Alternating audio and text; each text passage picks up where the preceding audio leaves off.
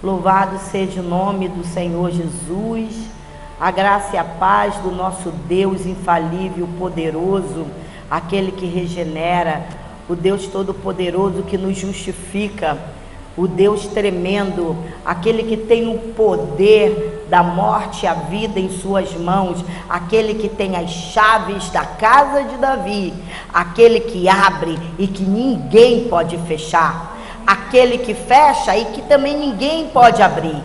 Ele é o Deus todo-poderoso. A Ele honra, glória, poder e majestade, porque em breve Ele virá, em nome de Jesus. Então aplauda o Senhor com força, com vigor, porque Ele reina.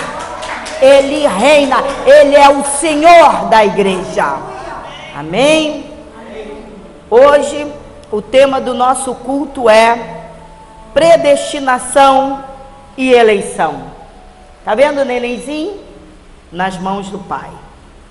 Nós vamos entender um pouco mais desse assunto. Amém? Efésios 1, de 3 ao 14. Nós vamos ler juntos. Amém? Bendito seja o Deus e Pai de nosso Senhor Jesus Cristo, que nos abençoou com todas as bênçãos espirituais nas regiões celestiais em Cristo. Porquanto Deus nos escolheu nele antes da criação do mundo, para sermos o quê? Santos e irrepreensíveis em sua presença. E em seu amor, Ele nos predestinou para sermos adotados como filhos, por intermédio de Jesus Cristo, segundo a benevolência da sua vontade, para o louvor da sua gloriosa graça, a qual nos outorgou gratuitamente no amado. Nele temos o que? A redenção, o perdão dos nossos pecados pelo seu sangue, segundo as riquezas da graça de Deus, e que Ele fez derramar sobre nós com toda a sabedoria e entendimento, e nos revelou o mistério da sua vontade, de acordo com o seu bom propósito, que Ele estabeleceu em Cristo, isto é, de fazer convergir em Cristo tudo quanto existe, todos os elementos que estão no céu, como os que estão na terra, na dispensação da plenitude dos tempos.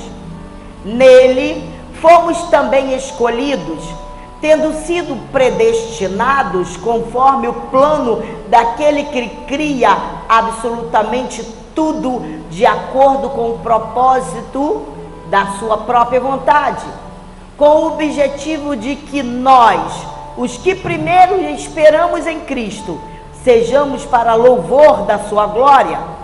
Nele, igualmente vós, tendo ouvido a palavra da verdade, o evangelho da vossa salvação, e nele também Cristo, foste selado com o Espírito Santo da promessa, que é a garantia da nossa herança, para a redenção da propriedade de Deus, para o louvor da sua glória. Bendito seja o Deus e Pai de nosso Senhor Jesus Cristo. Não, volta. Então, aqui ele diz que nós somos o que? Ele fez o que? É a garantia da nossa herança, para a redenção da propriedade de Deus. Quem é a propriedade de Deus? Redenção de quem? Nós. É como se Paulo, quando ele escreveu a carta aos Efésios, esse é um parágrafo e que é muito longo. Esse parágrafo vai do versículo 3 até o versículo 14. Então ele é o mais longo e é considerado o parágrafo mais longo da literatura mundial. Ele foi direto. É como se ele falasse em um só fôlego. Ele não queria perder, né, o pensamento dele, mas ele não podia interromper o raciocínio que ele estava fazendo em uma só respiração. Bendito Deus! E ele foi. E isso é um parágrafo longo. E ele não podia parar. A carta aos Efésios é considerada a rainha das epístolas paulinas. A carta mais eclesiológica do Novo Testamento. Quer saber mais de predestinação? Leia a carta dos Efésios. O apóstolo Paulo ficou 3 anos em Éfeso, uma cidade que era o centro da deusa Diana, a deusa dos Efésios. Então, em Éfeso, eles adoravam a deusa Diana. E Paulo ficou ali 3 anos pregando para eles. E Paulo prega ali durante esse tempo, durante 3 anos, e todos foram evangelizados por conta desse trabalho de Paulo. E outras igrejas foram plantadas na região, como Esmirna, Pérgamo, Tiatira, Sardes, Laodiceia, Colossos e Herápolis. E por volta dos anos 60, 61, 62, Paulo, preso em Roma, deixa eu lhe falar, Paulo estava preso em Roma. Ele escreve a carta à igreja dos Efésios. Entende? Ele não estava solto por aí, não. Ele estava preso quando ele escreveu para a igreja de Éfeso. Ele estava literalmente sozinho. Efésios 1:3 diz assim: bendito seja o Deus e Pai de nosso Senhor Jesus Cristo, que nos abençoou com todas as bênçãos espirituais, nas regiões celestiais em Cristo. Ele começa a carta exaltando a majestade de Deus. Ele não pede coisa alguma. Ele primeiro exalta o Todo-Poderoso. E na introdução da carta de Paulo, ele mostra que a salvação é uma obra da Trindade.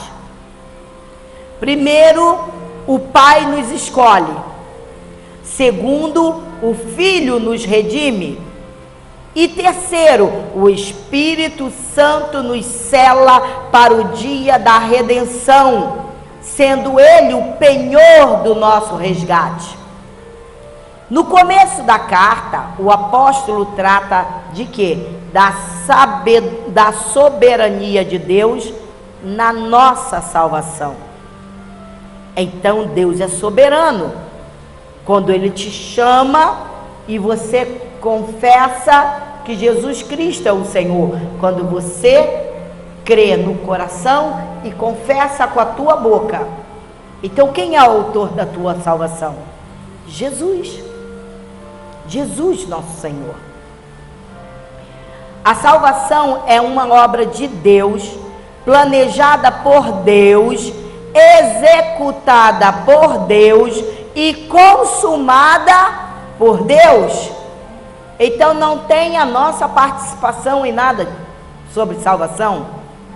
Ele, o apóstolo, diz que Deus é o autor da eleição. Ele diz que o tempo dessa eleição foi antes da fundação do mundo, e que o agente dessa eleição tem um agente, é Cristo. E ele diz que o propósito da eleição, é isso que nós vamos estudar nessa manhã. O propósito, há um propósito nessa nessa salvação, naquele que chama, naquele que redime, naquele que te sela. Então, o propósito dessa eleição é para que fôssemos o quê? Santos e irrepreensíveis perante Ele em amor. Ele diz que a doutrina da eleição não é para levarmos uma vida frouxa. A nossa vida, nós somos eleitos, escolhidos por Deus, selados para aquele grande dia, o dia da redenção, mas não é para que você e eu tenhamos uma vida frouxa, relaxada, desalinhada dos céus, com prazeres carnais. Não é assim que funciona. As pessoas são eleitas antes da fundação do mundo por Deus, em Cristo, para ser o quê? O quê? Santos e irrepreensíveis. Não é para falar, eu sou salvo, e ter uma vida desalinhada dos céus. Deus não nos escolheu porque éramos santos, porque nós estávamos presos na eternidade do inferno. Então Ele não nos escolheu porque éramos santos, mas para sermos santos. Ele não nos escolheu porque havíamos crido nele. Ele nos escolheu para crermos nele. É diferente. Nós não temos participação nenhuma, o louvor é dele, e não é meu e nem é teu. Atos 13:48 diz assim: ao ouvirem essa declaração, os gentios se alegraram sobremaneira e glorificavam a palavra do Senhor, e todos quanto haviam sido o quê? Escolhidos para a vida eterna, creram de coração. Glória a Deus. É assim. Ele não nos escolheu porque nós praticássemos boas obras. Não. Nós somos feitura dele, criados em Cristo Jesus naquela cruz para boas obras. Esse é o propósito. Ninguém, quando foi chamado por Deus, não tinha obras nenhuma, boas obras, que essas boas obras se referem ao reino dele. Tudo na nossa vida se refere ao reino dele. Se não tiver no reino dele, esquece. Se não for para glorificar o nome dele, exaltar o nome dele, para engrandecer o reino dele, esquece, as suas obras não são boas. Então ele nos escolheu com santo propósito. É o propósito. De tal maneira que a santidade, a fé e as obras, olha o propósito. O propósito é esse: santidade, fé e obras. Não são a causa da escolha divina, mas é a consequência da escolha divina. Então nós não tínhamos nada disso. Então quando ele nos escolheu, ele falou: agora sim, agora você vai ser santo, você vai ter fé e você vai ter o quê? Boas obras. Porque quando você crê pela fé. Então você se torna o quê? Santo. E nessa santidade você pratica o quê? Boas obras. É ligada no reino.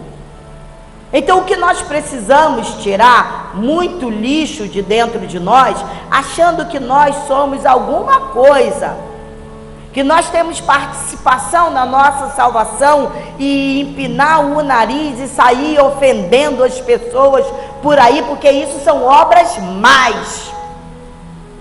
Isso são obras reprováveis, são obras do inferno. Nós temos que progredir como filhos escolhidos, predestinados, de que forma? Santidade, fé e obras. As obras dizem quem nós somos. Para isso que ele nos escolheu. Essa é a consequência de quem é chamado para o seu reino. Depois que Paulo mostra que Deus nos elegeu antes da fundação do mundo, ele vai mostrar que Cristo nos resgatou pelo sangue da sua cruz. Nós fomos comprados pelo sangue de Cristo. Jesus morreu naquela cruz pelos nossos pecados. Ele ressuscitou para a nossa justificação. E nele nós temos copiosa redenção. E a Bíblia diz que nós fomos adotados agora na família de Deus, como nós estamos hoje aqui reunidos. Então, quando ele ressuscitou para a nossa justificação, ele morreu, ele ressuscitou. Eu estou aqui justificando os meus. E nele nós temos copiosa redenção. Iremos subir. Nós iremos subir. Ele já nos resgatou do império das trevas. Depois que nós ouvimos o Evangelho, da verdade, que é a palavra de Deus, crendo em Cristo, nós somos o quê? Selados.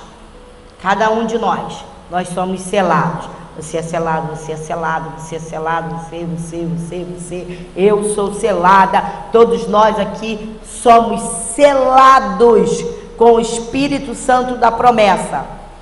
Porém, quando nós falamos de selo, nós falamos de quê? De legitimidade, de direito, de propriedade. Então você não é selado só para dizer que é, não. Você é propriedade de Deus. Ele tem direito sobre nós. Ninguém pode arrancar esse selo da tua vida. É algo que não pode ser violado. Ninguém pode arrancar a salvação que você recebeu. Você foi selado com o Espírito Santo para o dia da redenção. O Espírito Santo foi dado a você como uma garantia, como um anel de noivado. Por isso que chama a igreja de noiva de Cristo. Porque foi dado à igreja o anel de noivado, o selo do Espírito Santo,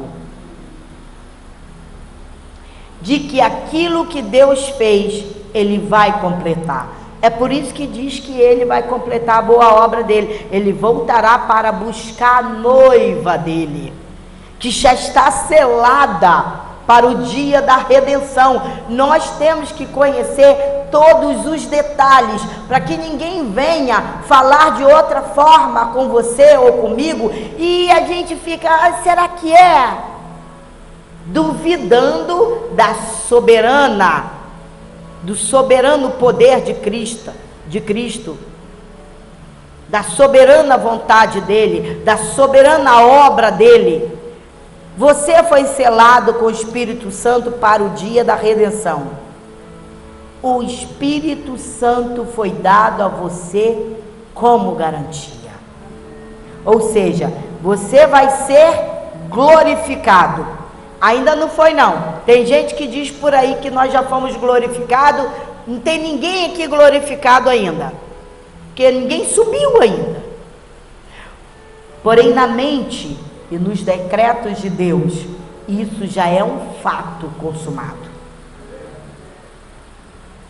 O apóstolo Paulo fala e diz em Romanos 8, 32, que fala: aquele que não poupou seu próprio filho, mas o entregou por todos nós, como não nos concederá juntamente com ele, gratuitamente,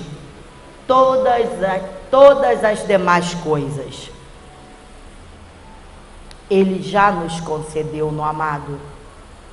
Apesar que a glorificação se dará no futuro, quando Jesus voltar, na mente, nos decretos de Deus, é um fato consumado. Então a glorificação que Cristo teve, olha, certamente Ele já nos deu para um futuro que em breve chegará. Efésios 1, 15 a 23 fala assim: por esse motivo também eu, tendo ouvido falar da fé do Senhor Jesus, que existe entre vós, e do vosso amor fraternal para com todos os santos, não cesso de dar graças por vós, recordando-me de vós em minhas orações, para que o Deus de nosso Senhor Jesus Cristo, Pai da glória, vos dê o espírito de sabedoria e de revelação no pleno conhecimento dele. Oro ainda para que os olhos do vosso coração sejam iluminados, para que saibais qual é a real esperança do chamado que ele vos fez, quais são as riquezas da glória da sua herança nos santos, e a incomparável grandeza do seu poder para conosco, os que cremos, conforme a atuação da sua portentosa força. Esse mesmo poder que agiu em Cristo, ressuscitando-o dos mortos e entronizando-o à sua direita nas regiões celestiais, muito acima de toda potestade e autoridade, poder e domínio, e de todo nome que possa ser pronunciado, não somente nesta era, mas da mesma forma na que há de vir. Também sujeitou tudo o que existe debaixo de seus pés, e o designou cabeça sobre absolutamente tudo que há, e a concedeu para quem? A igreja. Ele deu todo esse poder para a igreja, que é o seu corpo, a plenitude daquele que satisfaz tudo quanto existe e em toda e qualquer circunstância. É aquele poder que ressuscitou Jesus dentre dos mortos. É o mesmo Espírito que hoje atua na igreja de Jesus. Nós temos que ter esse conhecimento. Nós não podemos ver a situação, está estreito, está estranho, está escuro, e duvidar desse poder que Ele já concedeu à igreja. Ele concedeu à igreja o mesmo Espírito que ressuscitou Jesus dentre os mortos. Você tem noção do poder que está sobre a tua vida? Tem noção que você não pode se dobrar diante dos seus inimigos e nem diante de circunstância alguma? Olha só, pastora, a justiça não fez aquilo que eu queria, está demorando. Há um juiz, há um Deus Todo-Poderoso, há um Espírito vindo da parte do Deus vivo, sabe, o mesmo Espírito que ressuscitou Jesus dentre os mortos, está trabalhando na tua vida. Então não se rendam, não se rendam a ocasiões, a momentos de dificuldade, não se rendam aos seus perseguidores, não se rendam para aqueles que falam mal de você, que tentam denegrir a tua imagem, que tentam acabar com a tua vida, que tentam acabar com a obra redentora. Não se rendam. Porque o mesmo Espírito que ressuscitou Jesus dentre os mortos está aqui, operando maravilhas em nome de Jesus. Amém? Glória a Deus. Aleluia, Jesus. Paulo fez uma oração. Ele faz uma oração, a primeira oração dessa carta. E Paulo ora para que Deus dê à igreja um entendimento, primeiramente do seu chamado. Olha, você primeiramente tem que ter um entendimento do seu chamado. Segundo, para que a igreja compreendesse qual é a esperança do seu chamamento. Qual é a esperança do seu chamamento? Santos, irrepreensíveis, perante Ele amor, santidade, fé e boas obras. Essa é a esperança do seu chamamento. E o terceiro, qual é o poder que está à disposição da igreja? E qual é o poder que está à disposição da igreja? O mesmo poder que ressuscitou Jesus dentre os mortos. Sabe, isso é maravilhoso, quando os olhos do nosso coração, abrem e você entende isso. Entende que este poder está na tua vida, está na vida do teu irmão, está na vida da igreja, está na vida da tua liderança. A igreja precisa saber quem ela é, para que ela foi salva, e qual é o poder que está à disposição da igreja hoje. Às vezes vivemos até uma vida rasa, até medíocre, porque nos falta conhecimento de toda a riqueza que nós temos à nossa disposição. Ora, aquele que não conhece Jesus, ele aposta todas as suas fichas, todas, que ele vai ganhar um dinheiro não sei aonde, que ele vai ser contemplado não sei aonde.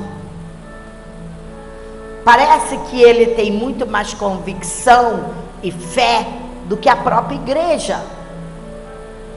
A igreja parece não conhecer o seu Senhor, aquele que rege as nações com vara de ferro, aquele que tem seu cetro de ouro e aponta e abençoa.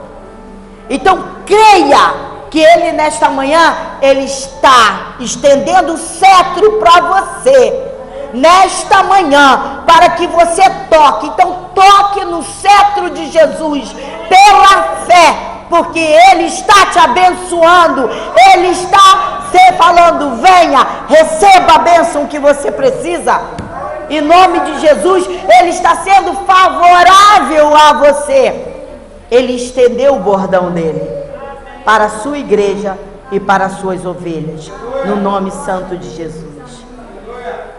A suprema grandeza do poder de Deus, o mesmo poder que ressuscitou Jesus dentre os mortos. Essa é a suprema grandeza do poder de Deus. Ele ressuscitou o filho dele. 3 dias a pedra fechou e o corpo do Senhor estava lá, e no 3º dia ele ressuscitou. Então que você traga esse 3º dia para a tua vida. Ressuscita os teus sonhos, ressuscita a tua vida com Cristo, ressuscita a tua vida de santidade, ressuscita a tua vida de fé, de ousadia, ressuscita as boas obras na tua vida, ressuscita uma mente sadia, crendo que esse poder, que esse Espírito está na tua vida. Efésios 2, de 1 até o 10, Paulo está tratando aqui de 4 assuntos. Ele vos concedeu vida, estando vós mortos nas vossas transgressões e pecado. Que é coisa mais difícil que essa? Eu e você, mortinhos da Silva, mortinhos. E Ele foi lá e nos deu vida. Vida! Nós estávamos mortos em transgressões e pecados. E Ele nos concedeu isso no amado. Ele nos tirou do império das trevas, nos quais andaste no passado, conforme o curso desse sistema mundial, de acordo com o príncipe do poder do ar, o espírito que agora está atuando nos que vivem na desobediência. Anteriormente, todos nós também caminhávamos entre eles, buscando satisfazer as vontades da carne, seguindo os seus desejos e pensamentos, e éramos por natureza destinados à ira. No entanto, Deus, que é rico em misericórdia, por meio do grande amor com que nos amou, deu-nos vida com Cristo, estando nós ainda mortos em nossos pecados. Portanto, pela graça sois salvos. Deus nos ressuscitou com Cristo e com Ele nos entronizou nos lugares celestiais em Cristo Jesus, para revelar nas eras vindouras a suprema grandeza da sua graça, por intermédio da sua bondade para conosco em Cristo Jesus. Porquanto pela graça sois salvos por meio da fé, e isto não vem de vós, é dom de Deus, não vem por intermédio das obras, a fim de que ninguém venha a se orgulhar por esse motivo, pois somos criaturas de Deus, realizada em Cristo Jesus, para vivermos em boas obras, as quais Deus preparou no passado, para que nós as praticássemos hoje. Paulo está tratando aqui de 4 assuntos. Vai. Primeiro, o pecado trabalha contra nós. Efésios 2, de 1 a 3, diz assim: Ele nos concedeu vida, estando vós mortos nas vossas transgressões e pecados, nos quais andaste no passado, conforme o curso desse sistema mundial, de acordo com o príncipe do poder do ar, o espírito que agora está atuando nos que vivem na desobediência. Anteriormente, todos nós também caminhávamos entre eles, buscando satisfazer as vontades da carne, seguindo os seus desejos e pensamentos, e éramos por natureza destinados à ira. O pecado trabalha contra nós. Próximo. E Deus trabalha por nós. No entanto, Deus, que é rico em misericórdia, por meio do grande amor com que nos amou, deu-nos vida em Cristo, estando nós ainda mortos em nossos pecados. Portanto, pela graça sois salvos. Deus nos ressuscitou com Cristo e com Ele nos entronizou nos lugares celestiais com Cristo Jesus, para revelar nas eras vindouras a suprema grandeza da sua graça, por intermédio da sua bondade para conosco em Cristo Jesus. Portanto, pela graça sois salvos mediante a fé, e isso não vem de vós, é dom de Deus, não vem por intermédio das obras, a fim de que ninguém venha a se vangloriar, ou se orgulhar por esse motivo. Então Deus trabalhou por nós. Deus trabalhou por nós. Próximo. Paulo mostra como Deus trabalha em nós. Efésios 2, de 10, a parte A diz: pois somos criação de Deus, realizada em Cristo Jesus, para vivermos em boas obras. Ele trabalha em nós. Próximo. E aí Paulo fala como Deus trabalha através de nós. Através, as quais Deus preparou no passado para que nós as praticássemos hoje. Então ele trabalha, olha, se o pecado trabalha contra nós, Deus trabalha por nós. Deus trabalha em nós. E Deus trabalha através de nós. Entenda que o pecado trabalha contra nós o tempo todo. Mas Deus trabalha por nós.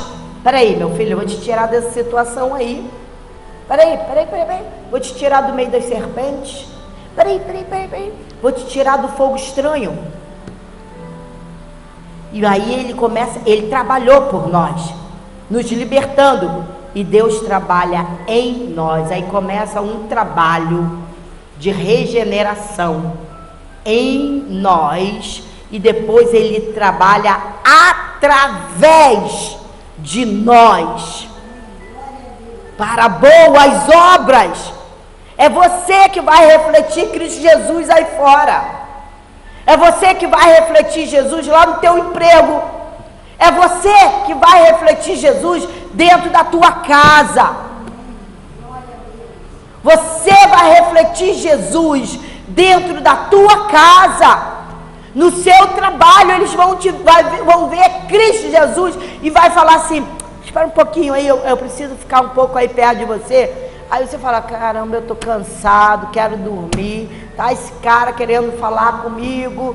Ele quer estar perto de você, porque ele quer ouvir da tua boca que emana águas boas e saudáveis para a cura daquela pessoa. Antes de Cristo, nós estávamos mortos nos nossos delitos e pecados. Nós éramos escravos da carne, do mundo e do diabo. Nós vivíamos prisioneiros e depravados. Fazíamos a vontade da carne, dos nossos pensamentos. Mas entretanto, porém, Deus, sendo rico em misericórdia por causa do seu grande amor que nos amou, Ele nos deu vida, estando nós mortos. Então nossa conversão foi uma espécie de ressurreição. Quando você se converteu, você ressuscitou. Deus nos arrancou das entranhas da morte e deu vida espiritual. E não só isso, Deus nos fez assentar nas regiões celestiais. Então Deus nos salvou pela sua graça, mediante a fé, não por obras, para que ninguém se glorie, porque somos feitura deles, criado por Jesus Cristo para as boas obras, as quais Deus de antemão preparou para que nós andássemos nelas. Então as obras, nós temos que andar nelas. Temos 3 coisas aqui. A causa da salvação é a graça. Eu gosto de explicar bem explicadinho, minuciosamente. Nós precisamos ter esse entendimento. A causa da salvação é a graça. A causa instrumental da salvação é a fé. A fé é o instrumento da nossa salvação. A consequência da eleição são as obras. Não tem obras, então os seus frutos vão dizer quem você é. Preste atenção. A causa meritória, ou seja, a causa de louvor, a causa admirável, é a graça salvadora. O que Cristo fez na cruz e oferece a nós imerecidamente, o meio de instrumento de apropriação da salvação é a fé. E nós somos salvos pela graça mediante a fé para boas obras. Então não há conflito entre fé e obras. A fé vem como causa. As obras vêm como consequência, como resultado da sua nova natureza. A fé vem como causa de quem você confessou e de quem você segue, mas as obras são as consequências, é o resultado.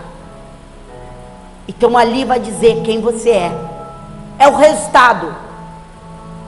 Paulo mostra isso em Efésios de 1 a 10, o que nós já mostramos, exatamente a história daquilo que foi planejado lá na eternidade, relatado no capítulo 1 de Efésios, do versículo 3 a 14, que nós já lemos. Então nós percebemos que aquilo que Deus planejou, Ele está executando. Deus planeja, Deus executa e Deus consuma a nossa salvação. Nós hoje estamos estudando bastante Bíblia para não ter nenhuma dúvida. Efésios 2, de 11 ao 22, Paulo mostra algo glorioso. Você fica no Zap vendo um monte de videozinho e live o dia inteiro, então aguente firme, aperte o cinto para a gente ir até o final desse estudo. Não se canse, porque isso aqui é uma prosperidade da alma e do espírito. Portanto, lembrai-vos de que anteriormente erais gentios por natureza, chamados incircuncisão pelos que se chamam circuncisão, feita no corpo por mãos humanas. Estáveis naquela época sem Cristo, separado da comunidade de Israel, estranho às alianças da promessa, sem esperança e sem Deus no mundo. Todavia agora em Cristo Jesus, vós que antes estáveis distantes, fostes aproximados mediante o sangue de Cristo, porquanto Ele é a nossa paz. De ambos os povos fez um só, e derrubando o muro de separação, e em seu próprio corpo desfez toda a inimizade, ou seja, anulou a lei dos mandamentos expressos em ordenanças, para em si mesmo criar dos dois um novo ser humano, realizando assim a paz, e reconciliar com Deus os dois em um só corpo, pelo ato na cruz, por intermédio do qual Ele destruiu toda a irreconciliabilidade. Quase quebrei minha língua falando isso. E vindo Ele, proclamou a paz para vós que estavais longe, e da mesma forma para os que estavam perto, pois por meio dele, tanto nós quanto vós temos pleno acesso ao Pai por um só Espírito. Portanto, não sois mais estrangeiros, nem imigrantes, pelo contrário, sois concidadãos dos santos e membros da família de Deus, edificados sobre os fundamentos dos apóstolos e dos profetas, sendo o próprio Cristo Jesus a principal pedra angular desse alicerce. Próximo. Nele, o edifício inteiro, bem ajustado, cresce para ser um templo santo no Senhor, no qual também vós, juntos, sois edificados para morada de Deus no Espírito. Nós, gentios, outrora vivíamos sem esperança, sem Deus no mundo. Os gentios estavam entregues à escuridão, às trevas, do engano, da cegueira espiritual. O que Deus faz? Deus salva os gentios, Deus salva os judeus, derrubando esse muro que separa gentio e judeu, e faz dos dois um só povo, uma igreja, um só rebanho, uma só noiva do Cordeiro. Só existe uma igreja, e essa igreja, desde a promessa feita a Abraão, ele falou assim: em ti serão benditas todas as famílias da terra. O projeto de Deus sempre foi um só povo, uma só igreja, um só rebanho, uma só noiva, formada de judeus e gentios, e pela obra de Cristo, esse mundo que separava judeus e gentios foi derrubado. Agora só tem uma igreja. Não é uma igreja só dos judeus, não é uma igreja só de gentios, é uma igreja de judeu e gentios que creem. O judeu é salvo da mesma forma que o gentil é salvo da mesma forma que o judeu. Ambos, judeu e gentil, precisam crer em Jesus como seu Salvador e Senhor.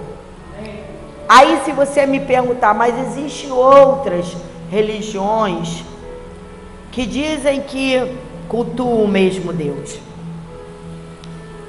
Eles precisam crer que Jesus, o Filho de Deus, é o Senhor. Eles precisam crer que Ele é o Messias. Eles não podem apenas dizer que Ele foi um profeta que veio à terra. Eles têm que crer no Filho de Deus, para que nós possamos ser todos salvos, com um só propósito, a mesma única igreja. Então a nossa vida, no propósito de Deus, ela tem que se fazer valer. Santidade, fé e obras. Amados, saber que você é predestinado e eleito à salvação, nossa, é maravilhoso. Só que predestinados, eleitos perante Ele em amor, tem que ter propósito. Então o seu propósito de vida vai mostrar quem você é. Você tem que ser santo, praticar a fé e praticar boas obras. E essas boas obras têm que fazer referência ao reino de Deus. Há um puritano, Steve Lawson, ele disse assim: a história mundial está caminhando para o fim designado por Deus. Cristo volta, o julgamento vem, a eternidade amanhece, o céu se alegra e o inferno chora. O céu se alegra para a nossa vitória. Em breve nós estaremos com Ele. Ninguém que foi eleito e predestinado por Deus viverá uma vida de pecado após ser regenerado pelo Espírito Santo. Ninguém. Isso é incompatível com a sua nova natureza. É incompatível. Então, viva uma vida de propósitos. Amém? Amém?